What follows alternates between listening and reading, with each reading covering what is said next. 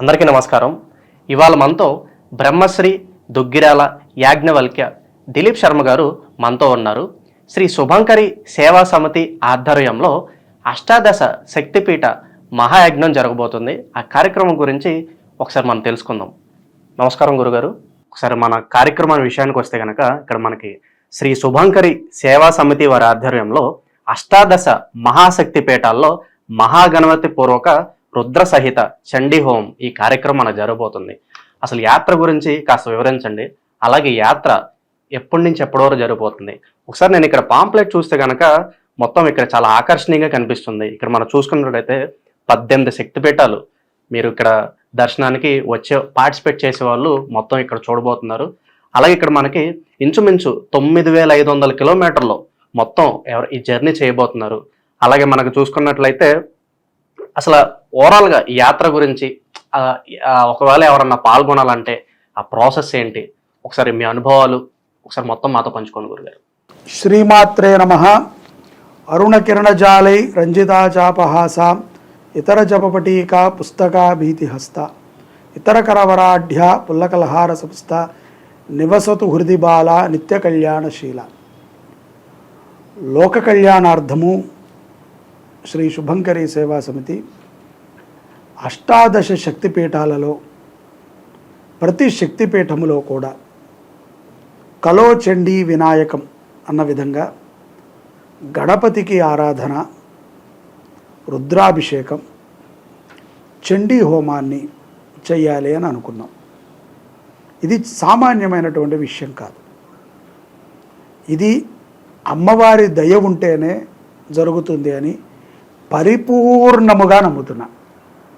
ఇందులో సేవా సమితి కానీ నేను కానీ ఒక సభ్యులమే తప్ప దీంట్లో మాది అనేది ఏమీ లేదు. అమ్మవారు పిలుస్తున్నారు, ఆవిడికి అక్కడ ఒక హోమం చేయాలి, ఆవిడికి అక్కడ మన వంతుగా అభిషేకం చేయాలి, గణపతికి ఆరాధన చేయాలి అనేటువంటి సంకల్పమే తప్ప మరొక వాంఛైతే గనక యథార్థముగా ఎటువంటి అవకాశము లేదు.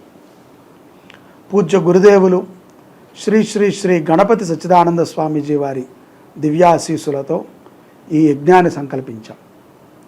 ఈ యజ్ఞము జ్యేష్ఠ మాసము ప్రారంభం నుంచి జరుగుతుంది.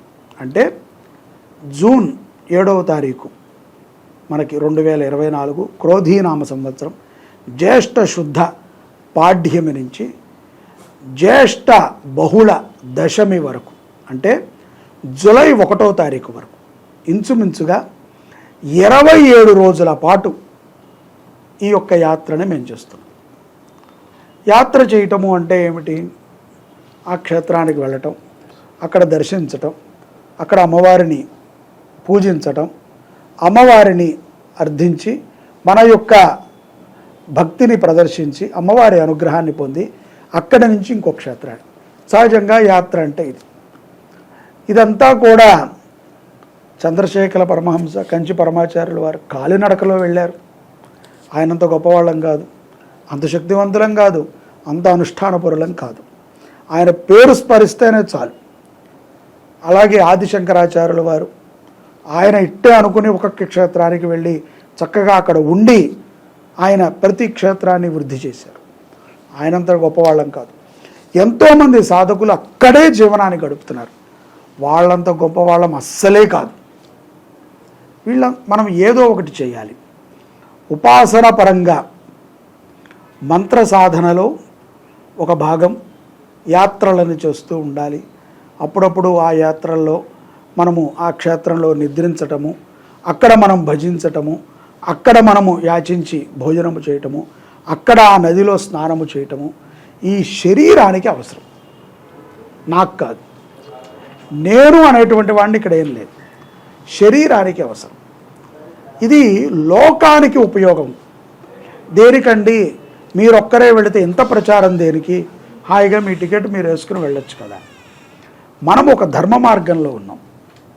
మనము ఒక సేవా సమితి వ్యవస్థాపకులుగా, ఉపాసకులుగా ఒక గురుస్థానంలో ఉన్నప్పుడు నా నుంచి ఎంత కుదిరితే అంత ఇంకొకరికి మంచి చేయాలి. ఇది ఒక అవకాశం కదా. నేను అక్కడికి వెళ్ళి స్వార్థంగా నా భార్య, నా పిల్లలు, నా గోత్రము, నా నక్షత్రము అనటం కంటే నలుగురి పేరుతో నువ్వు కట్టచ్చు, వాళ్ళు కట్టచ్చు, ఎవరైనా దానికి నమోదు చేసుకోవచ్చు. వాళ్ళ పేరుతో వాళ్ళందరూ ఇచ్చినటువంటి యాచన డబ్బుతో యాత్ర జరుగుతుంది. ఎవరైనా అంతే, అది ఒప్పుకోండి ఒప్పుకోకపోండి, ఏ స్వామీజీ చేసినా, ఏ సాధకుడు చేసినా, ఎవరైనా వారికి సహకరిస్తే చేస్తారు. శుభంకరి సేవా సమితి ఈ యొక్క కార్యక్రమాన్ని జూన్ 7వ తారీఖు నుంచి జూలై 1వ తారీఖు వరకు ప్రతి శక్తిపీఠంలో కూడా ఒక హోమము, ఒక ఆరాధన, ఒక అభిషేకం, ఇదే కదా కావాలి. మనం ఎక్కడికి వెళ్ళినా ఏమంటాం, కుదిరితే అర్చకుడిని అభిషేకం చేయంటాం, లేకపోతే హోమం చేయంటాం, లేకపోతే పూజ చేయంటాం. ఈ మూడే కదా కోరతాం. ఇది ఎందుకు? నువ్వు కడితే నీ పేరు మీద, నేను కడితే నా పేరు మీద, వీళ్ళందరి తరఫున ఒక రిప్రజెంటేటివ్గా, జస్ట్ ఒక పోస్ట్ మ్యాన్గా యాజ్ఞవల్క్య దిలీప్ శర్మ అనేవాడిని నేను వెళ్తున్నా. ఇందులో నాకు నిస్సందేహంగా చెప్తున్నా, నా స్వార్థం ఏదీ లేదు, అందరూ బాగుండాలి. ఎందుకంటే ఇంత పెద్ద యాత్ర చేస్తూ నేను అబద్ధం చెప్పకూడదు. అది అబద్ధం చెప్తే నాకు కూడా ప్రమాదమే. అమ్మవారు ఎలా అయితే కనుక మిమ్మల్ని లాభానికి చేరుస్తుందో నన్ను కష్టాలకు చేరుస్తుంది. అందరూ బాగుండాలి. ఈ విశ్వమంతా ఆవిడిది. ఈ అవకాశం నాకు ఈ బుద్ధిని నాకు గురుదేవులు కల్పించారు, నాకు ఈ ఆలోచన వచ్చింది, చెయ్యాలి. అందరూ కడితే వారి పేరు మీద అక్కడికి వెళతాం, అభిషేకం చేస్తాం, హోమం చేస్తాం, గణపతికి ఆరాధన చేస్తాం. అమ్మ బలానా కుటుంబ వాళ్ళని రక్షించు కోరతాం. నీ లెటర్ అక్కడ చేరుస్తాం. అమ్మవారు చేస్తుందా చేయదా అనేది అమ్మవారి దయ. ఈ యాత్ర అందుకని లోక కళ్యాణార్థం అన్నాం. దీంట్లో ఎవరైనా కట్టుకోవచ్చు, ఆ అవకాశాలు అందరికీ ఉంటాయి, అందరూ కట్టుకోవచ్చు. ఇది ఎక్కువ తక్కువ అనేది విమర్శించుకునే వాళ్ళ విషయం.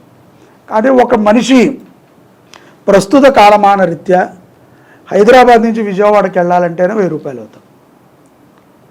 సేఫ్టీగా వెళ్ళి ఎక్కడ ఏం తినకుండా జాగ్రత్తగా 500లో కూడా వెళ్ళొచ్చు, నిజమే. కానీ ఈ యొక్క శరీరాలకి, ఈ యొక్క ప్రస్తుతం ఉన్న కాలమాన పరిస్థితుల్లో లోక కళ్యాణార్థము చేస్తూ కూడా కష్టపడుతూ వెళితే నేనేమనుకోను, కానీ నా కుటుంబము, నన్ను చూసిన వాడు అనుకుంటారు, ఎందుకు ఈయనకి ఇంత సరదా, ఎవరి కోసమో ఈయన ఎందుకు ఇంత తాపత్రయపడాలి. కాబట్టి ఉన్న వాటిల్లో కొంచెం కంఫర్ట్ వెతుక్కుని ఒక కారులో వెళ్తున్నాం, అంతే తప్ప పెద్ద విమానం వేసుకుని వెళ్ళట్లా. బై రోడ్డున 9500 కిలోమీటర్లు టోటల్ ప్రయాణం. కొన్ని క్షేత్రాల్లో రాత్రి ఉంటాం, కొన్ని క్షేత్రాల్లో ఉదయం ఉంటాం, కొన్ని చోట్లకి 40 గంటలు 28 గంటలు ప్రయాణం ఉన్నది. మరి వెళ్ళాలి అంటే ఒక్కడనే డ్రైవ్ చేసుకుని పిచ్చి వాళ్ళ వెళ్ళలేం. ఏదైనా అయినా చెప్పడానికి ఎవరైనా ఉండాలి. కాబట్టి నాతో పాటుగా 3 కార్యక్రమాలు ఉన్నాయి. ఒక 4 బ్రాహ్మణం వెళుతున్నాం. ఆ 4 బ్రాహ్మలకి నెలరీత్యా వాళ్ళు తిరిగిన వాళ్ళ యొక్క ఏదో వాళ్ళకి ఎంతో కొంత సంభావన ఇవ్వాలి. పెట్రోళ్ళు, టోళ్ళు, ఎంత మనము రైస్ కుక్కర్ తీసుకెళ్ళి అన్నం పచ్చడి తిన్నా, ఆమిత్యం మజ్జిగైనా కొనాలి, పాలైనా కొనాలి, నీళ్ళైనా కొనాలి, నదిలో నీళ్లు తాగిన మన సౌకర్యాన్ని చూసుకుంటూ అర్థిస్తాం అమ్మవారిని.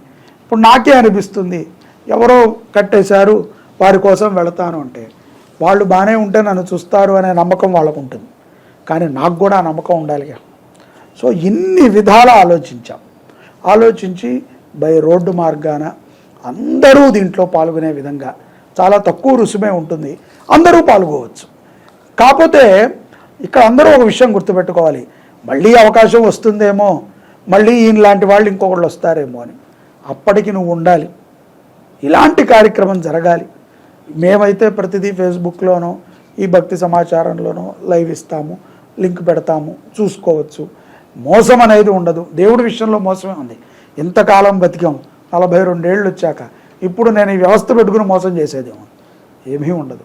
లోక కళ్యాణార్థం అందరూ బాగుండాలి. అమ్మ దయ అందరి మీద ఉండాలి. నేను అమ్మని అదే కోరుతా, దేవి నీ దయ అందరి మీద. అందరినీ చూస్తే నన్ను చూడదా, నన్ను తప్ప అందరినీ చూడు అనట్లా, అందరినీ చూడు తల్లి అంటున్నా, అందరిలో నేను ఉంటా. సో అందుకని నా భావన అది. అవకాశం ఉన్న ప్రతి ఒక్కరూ దీంట్లో పాల్గొంటారనే నేను ఆశిస్తున్నాను. శుభంకరి సేవా సమితి వారు గతంలో కూడా చాలా కార్యక్రమాలు చేపట్టడం జరిగింది. ఆ కార్యక్రమాలకి ఇప్పుడు మీరు చేస్తున్న యాత్రకి డిఫరెన్స్ ఏంటి? అలాగే ప్రత్యేకంగా ఈ యాత్ర ఎందుకని ఎక్కువ ప్రాముఖ్యత సంతరించుకుంది? యథార్థంగా మీరు అడిగినది మంచి ప్రశ్నే. శుభంకరి సేవా సమితి 2016 నుంచి అనేక క్రతువులని చేస్తూ వచ్చి ప్రతి సంవత్సరం రుద్రయాగాలు, నిత్యము అన్నదానము, గోసేవ, అలాగే పేదవాళ్ళకి సహకారం చేయటము, ఇవి నా వంతుగా నేను నాకు తెలిసినటువంటి మిత్రులని, బంధువులని, ఎవరైతే నా యొక్క యజమానులు ఉంటారో వాళ్ళని, భక్తులని అడిగి నేను చేస్తూనే వచ్చాను. నాకు ఇచ్చిన దాంట్లో నేను చేస్తా, వాళ్ళు దానికి సహకరిస్తే ఇంకా బాగా చేస్తాను. ఇలా నేను చేసుకుంటూ వెళ్ళటానికి గల కారణము అమ్మవారి దయే. యథార్థంగా నేను స్మార్తాన్ని మొత్తం చదువుకుని వైదిక వృత్తిలో ఉన్నటువంటి వాడిని, నాకు ఈ ఆలోచన లేదు. కంచి పరమాచారుల వారి దయ వల్ల, మా గురుదేవులు గణపతి సచ్చిదానంద స్వామీజీ వారి దయ వల్ల నాకు ఈ బుద్ధి కలిగింది. వారిని అడగగా వారు కూడా మంచి సేవా మార్గంలో ఉంటావు కాబట్టి చెయ్యి అన్నారు. అలాంటి విధంగానే దేవాలయాలు జీర్ణోద్ధరణ చేయటం కానీ, లేకపోతే ఈ పూజలు చేయటం కానీ, యజ్ఞాలు చేయటం కానీ, ఒక్క హోమము మనం చేసుకోవాలంటే ఎంత ఖర్చు అవుతుందండి చెప్పండి. కలియుగంలో ఒక నీతి ఉంది, మనం దాన్ని గ్రహించినట్లయితే మనం ఈజీగా అన్ని మెట్లు ఎక్కేయచ్చు. కలో సత్సంగం కుర్యాత్. ఎప్పుడూ కూడా 10 మందిని కలుపుకొని ధర్మాన్ని చేయాలి, 10 మందిని కలుపుకొని దానం చేయాలి, 10 మందితో యజ్ఞాన్ని చేయాలి. 10 మంది అంటే 10 కాదు, ఎక్కువ మందితో. అవకాశం అందరికీ ఇవ్వాలి. మనం ఒక్కళ్ళమే చండీ హోమం మన ఇంట్లో చేసుకుంటే ఎన్ని వేలు ఖర్చు అవుతాయి? ఖర్చు తీసేయండి, 10,000 ఖర్చు. ఈ చుట్టుపక్కల వాళ్ళకి భోజనాలు, మళ్ళీ వాడు వంకర, వీడు శంకర, వాడు తొంకర, ఏదేదో మాటలు, అవమానాలు, వంకలు పెడుతూ ఉంటారు. అయ్యయ్యో ఈ పంతులు గారి కంటే ఆ పంతులు గారు బాగా చేసేవారే, అయ్యయ్యో, ఏదో ఒక రకంగా మనల్ని హేళన చేసేవాళ్ళు. అందుకని చంద్రశేఖర పరమహంస గారు చెప్పిన విధంగా సత్సంగం చేయండి. 10 మంది కూర్చొని చేస్తే తప్పులు ఎతకలేం. ఎందుకంటే పత్రం పుష్పం ఫలం తోయం యోమే భక్త్యా ప్రయచ్చతి కదా. పత్రం కానీ, పుష్పం కానీ, ఫలం కానీ భక్తితో ఇవ్వు చాలు. కోట్లు ఉన్నాయి ఇక్కడ ఈ ఈ కారికలో, కోట్లు, లక్షలు, రత్నాలు, నాణ్యాలు ఉన్నాయా? పత్రం పుష్పం ఫలం తోయం యోమే భక్త్యా ప్రయచ్చతి. భగవంతుడు అదే కోరతాడు. 10 మంది కలిశారనుకోండి, చక్కగా ఎంత కార్యమనే చేయొచ్చు. అదే భావనతో ఇంతకాలం నడుపుకుంటూ వచ్చాం. ఇప్పుడు కూడా ఈ యజ్ఞాన్ని అందరూ కలుస్తారనే చేస్తున్నాం. ఎవరూ కలవలేదు, 2-3 కలిశారు, శుభంకరి వెనక్కి వెళ్ళదు. అంటే నేను కానీ, నా సంస్థ కానీ ఒక్కసారి నేను సంకల్పం చేశాక అమ్మవారే నన్ను పరీక్షిస్తున్నారు అనుకుని ముందుకెళ్ళిపోతా. అటువంటి కార్యాలు కూడా బోల్డ్ చేశాను. బోళ్ళు పుష్కరాలే కానివ్వండి, దాన ధర్మాలే కానివ్వండి, నిత్యము జరిగే అన్నదానము కానీ, మేము ఒకసారి మొదలు పెడితే ఆపే శక్తి నాకు కూడా లేదు. మళ్ళీ అమ్మవారే ఆపాలి. మొదలుపెట్టేది ఆవిడ, ఆపేది ఆవిడే. నేను జస్ట్ దాంట్లో ఒక పాత్రను మాత్రమే. నా పాత్ర లేకపోతే నీ పాత్ర రావచ్చు, ఇంకో పాత్ర రావచ్చు. అది ఆ సంస్థకి ఉన్నటువంటి గొప్ప కరుణ. దానికి కారణము మేము చేసిన అనుష్ఠానం అనుకోవచ్చు, మా గురువర్యుల యొక్క కృప అనుకోవచ్చు, మాకు ఉన్నటువంటి అనుభవం అనుకోవచ్చు. వెనక్కి జరిగే ప్రసక్తే లేదు. చెయ్యాలి అని అనుకున్నాక ఒక్కడు కట్టిన 18,000 వాడి పేరు మీద అయినా సరే 18 క్షేత్రాల్లో చేస్తా. అటువంటి అకుంఠిత సంకల్పంతో ఉంటా, వెనకాణ్ణు. ఎందుకంటే ధనము మిథ్య, బుద్ధి మిథ్య. ఇవాళ ఉన్న బుద్ధి రేపు ఉండదు. ఇప్పుడు ఈ వీడియో చూడంగానే కట్టాలి అనిపిస్తుంది. వీళ్ళ భర్తను అడిగినా, భర్త భార్యను అడిగినా, ఇప్పుడు ఇవన్నీ ఎందుకంటే పోతుంది. బుద్ధి మిథ్య, ధనము మిథ్య, తిండి మిథ్య. ఏది శాశ్వతం అంటే ఆత్మ. ఇక్కడ నువ్వు అనుకున్నావు, ఇక్కడ నీకు అనిపించింది చేయాలి. ఇక్కడ నువ్వు వెనకాడితే ఇక నువ్వు శక్తిని నమ్మనట్టే కదా. అమ్మవారిని నమ్మాలి అంటే, అమ్మ అనుగ్రహం పొందాలి అంటే అందరూ అనుకుంటారు చాలా సులభమని. ఏముందులేండి, ఒక గుప్పెడు కుంకుమ, ఓ పిటికెడు పసుపు ఇచ్చేస్తే అమ్మవారు కరుణిస్తారు అని. ఇస్తుంది, కరుణే ఇస్తుంది, నీకివ్వదు. నీకు మంచి బుద్ధి రచ్చేటువంటి కరుణ ఇస్తుంది. పరీక్ష చేస్తూనే ఉంటుంది. జీవితమే ఒక పరీక్ష. కాబట్టి ఈ యొక్క కర్తవ్యకి చాలా ప్రత్యేకత ఉంది. ఇది సర్వసాధారణంగా ఎవరు చేయరు. ఇది ఒక అచీవ్మెంట్. చేయరు, రిస్క్ కదా. డబ్బున్న వాళ్ళు చేయవచ్చు, పెద్ద పెద్ద స్వామీజీలు చేయవచ్చు. సర్వసాధారణమైనటువంటి వ్యక్తులు ప్రతి క్షేత్రములో వారి పేరుతో హోమం చేయించుకోవాలంటే అక్కడికి టికెట్ కట్టాలి ఆన్లైన్లో. అది జరుగుతుందో లేదో వాళ్ళకి తెలియదు. అది హోమం జరిగిందా, ఎప్పుడు జరిగింది, ఆ టైంలో ఏం జరిగింది అని. మన దగ్గర అయితే కనుక స్పష్టంగా చేస్తాం. మనం లైవ్ పెడతాం. ఒకవేళ ఏదైనా అనివార్య కారణాల వల్ల లైవ్ పెట్టడానికి కుదరకపోయినా తర్వాత మనం రికార్డ్ చేసి పంపిస్తాం. జరుగుతుంది అంటే జరుగుతుంది. చాలా చక్కగా వివరించారు గురుగారు. శ్రీ శుభంకరి సేవా సమితి వారు నిర్వహించే ఈ అష్టాదశ శక్తిపీఠాలకు సంబంధించి యాత్ర గురించి మాతో చాలా చక్కగా వివరించారు. అలాగే ఈ శుభంకరి సేవా సమితి వారు ఈ కండక్ట్ చేయబోయే ఈ కార్యక్రమంలో మీరు కూడా పార్టిసిపేట్ చేయదలుచుకుంటే కనుక కింద ఉన్న కాంటాక్ట్ నెంబర్స్ని సంప్రదించండి. అలాగే ప్రతి ఒక్కరూ ఈ కార్యక్రమంలో పార్టిసిపేట్ చేసి ఈ యాత్రను విజయవంతం చేయండి.